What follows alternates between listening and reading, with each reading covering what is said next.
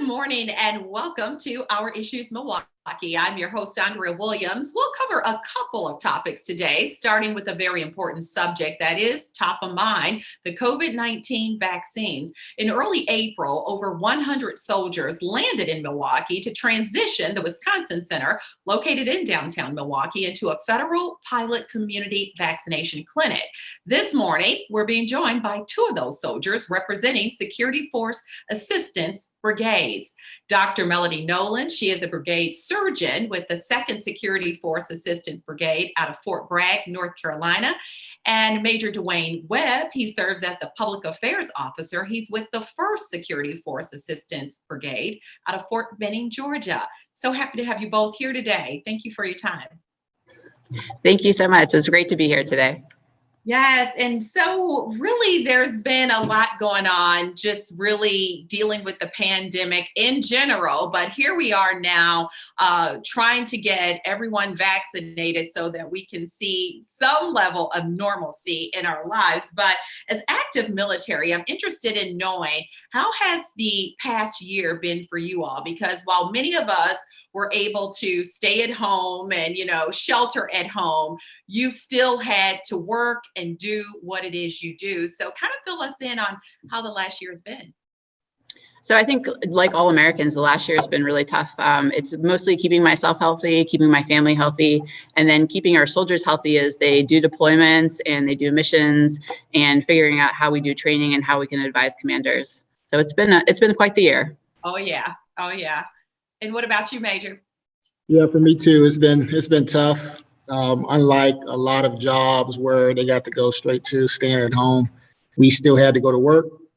And COVID really started when I was deployed in Iraq, and just the change of being in a different country and with the numbers rising in that country and then coming to the US has been a really difficult year.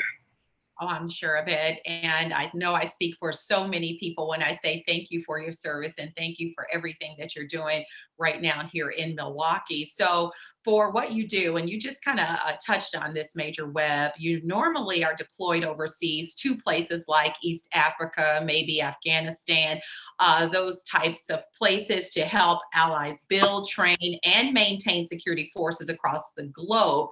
How odd or different was it for you to be deployed right here in the US? So it's been great being here in the US and being able to take care of Americans, and being able to really help out in any way that we possibly can to get our country back to normal, and to still be in the United States and have some of the benefits of that. Yeah. For me, it's been awesome to be here in Milwaukee. I've never been to the state of Wisconsin. I never thought I would be a part of a vaccine support team, but it's been amazing. Much different than being somewhere like Iraq or Afghanistan. Yeah. Well, you would have said the same about our weather had you joined us about 3 or 4 months ago. You'd have said it's very different. But we're glad to have you all here. And I know you're capable of giving out over 4,000 shots a day there at the Wisconsin Center. But on average, how many have you been administering to those who come in? So that's a great question. When we first got here, we were doing about 3,000 shots a day. And then we've noticed over the past couple of weeks, we're doing close to 2,000 shots a day. So we haven't met our max capacity, and we are open and available for anyone who wants to come and get their vaccine. Yeah, it's important to just make sure people understand that it is truly walk in. You don't have to make a phone call. You don't have to set up an appointment. You don't have to do anything but walk in during those hours of operation. And I'll give out more details on what people need to know. But I'm interested, what has been the attitude of some of the people that have come through to get that vaccination? I think a lot of people are just really, really happy that the military is here. I've been hearing stories from people crying that they're able to get the vaccine, from people very, very happy that they can just walk in to get the vaccine. It's been a great, great response, in my opinion. One of the days, several hundred people walked in right off the streets that didn't have appointments. So it's been a highlight to be able to be here and help out with that. And I think people are overall grateful for it. Yeah, because I got my second shot there at the Wisconsin Center, and that's why I immediately thought, like, I don't know if people understand just how simple this is, you know. So I had my second COVID shot, like I said, and I know that this has been like a concern for many people.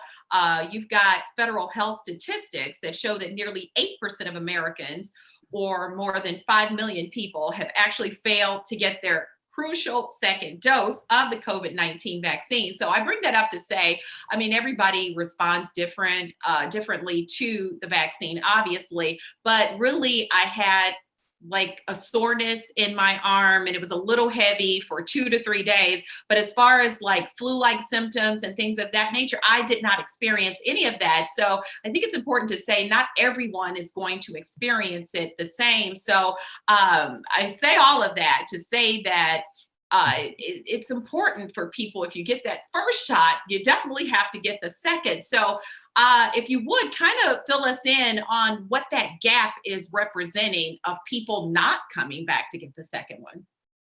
No, that's a really good question. So I think initially when there wasn't a lot of vaccine, a lot of patients had problems either booking their second appointment or their second appointment got canceled. And so maybe they were sick during their second appointment or had to work. And that's what's really great about this vaccine center. Specifically, we have walk-in available. You can come in anytime and get your second dose. Even if you missed your window for your second dose, we'd be happy to have you come in and get that second dose so that you can be fully vaccinated. So that's what we're here for. And, you know, it's like you said, some people will have some more side effects with the second dose as far as some fever, some chills, some arms pain, but a lot of people don't have those side effects. And if you do have them, they may only last for up to 24 hours.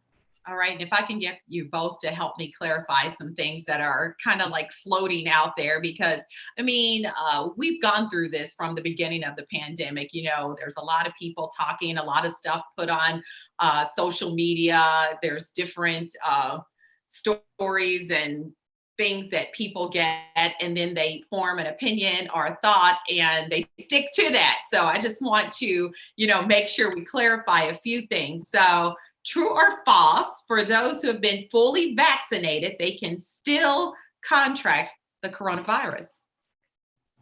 So this is actually true, but it's a very, very small percentage of people that will contract the coronavirus. And there is a very low chance that that person would be either hospitalized or have severe symptoms. And those people that have the full vaccine are protected against the variants more than people who have not been fully vaccinated.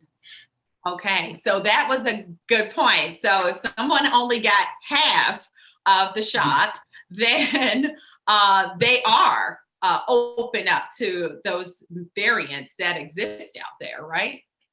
Right, because after you get the first dose, we don't know how strong your immune response will be to that first dose, and we don't know how long that is going to last. So we know that once you're fully vaccinated, your immune system has a great response to it. And the data is showing us that up to 6 to 8 months after you've gotten the second dose, you're still protected.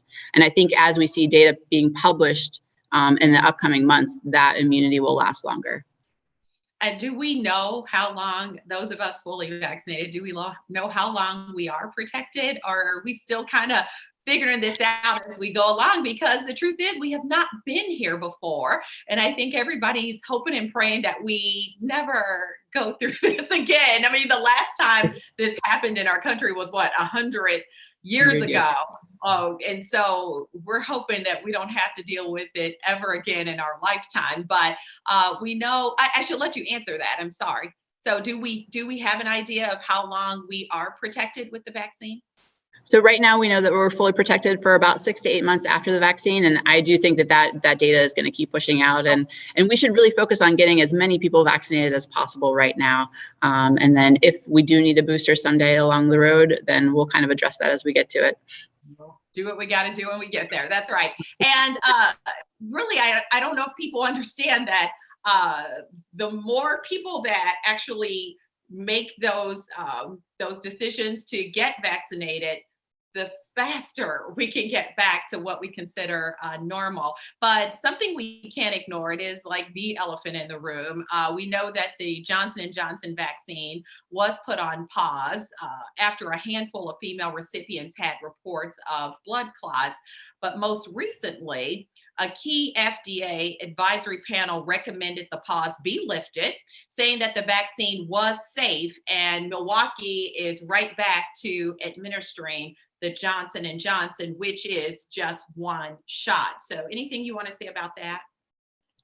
So I would say that the fact that we were able to identify, 6 to 15 cases and 7 million vaccinations is just showing everyone how dedicated the CDC and a lot of the societies are about trying to identify if there's any risk factors that are coming from the vaccine. So the fact they were able to identify it, research it, and then put it back on the market and say, this is a risk, but it is a very, very small risk. And the great thing about being in the United States right now is we have options to access different vaccines. So you can really talk to your provider about what the best vaccine is for you and make that decision safely. Yes, and I know there's so much information out there. I don't assume that everyone knows every little detail, but it is the Pfizer vaccine that 16-year-olds and older are able to get. So we don't want to forget about the young people who are also able to walk in and get vaccinated as well. So Major Webb, I know you've been dealing with all of the media and the public relations and public affairs information. So the Wisconsin Center will be up and giving out these vaccinations for how long? Well, I won't be the right person to say exactly how long we'll be here because we're here working with FEMA. Oh, And what I can say is we'll be here as long as the citizens of Milwaukee need us, as long as FEMA needs us, and anybody can walk in. I know some people are intimidated that the military is here, but our sole purpose is here to vaccinate. And that's the only reason we are here, to help. So anybody can come in, anybody can walk in without any fear of reprisals or anything like that. That's right. And the main thing to mention when you just said that, it's free parking that's available right across from the Wisconsin Center on West Wells and on the corner of Wisconsin Avenue and Bell Phillips. And the site is open to everyone who lives, works, or studies in the state of Wisconsin. A photo ID and insurance is not required, and workers will not ask about immigration status, correct? Correct. That's correct. Well, as we wrap up, I'm just wanting to know if there's anything that either of you would like to add to today's conversation that maybe our viewers at home need to know. Well, I would want to point out that we are giving, the Pfizer vaccine here until the day that we are asked that our mission is complete. And so even if you only get your dose 1 here, we'll be providing information on where you can get your dose 2 after we're no longer here at the Wisconsin Center. So please come in. We'd be happy to get you vaccinated. Yes, and like I said, I'm a witness. It is very simple and easy. And again, parking is free, so it doesn't get much better than that. So I thank you both so much for taking the time out to talk to us today. And like I said, I thank you for your service and being here to help make this process so very easy. Thank you. Thank you so much. It's been a pleasure talking to you. Dr. Melody Nolan is a brigade surgeon with the 2nd Security Force Assistance Brigade out of Fort Bragg, and Major Dewayne Webb, he serves as the Public Affairs Officer. He's with the 1st Security Force Assistance Brigade out of Fort Benning. Keep in mind, anyone can walk into the Wisconsin Center at 400 West Wisconsin Avenue and get the vaccine Monday through Saturday from 9 a.m. to 6 p.m. and 8 a.m. to 4 p.m. on Sundays. We're going to take a quick break, and when we return to our Issues Milwaukee, we'll switch gears and tell you how the Milwaukee County Zoo is showing love to moms. We'll do that right after this.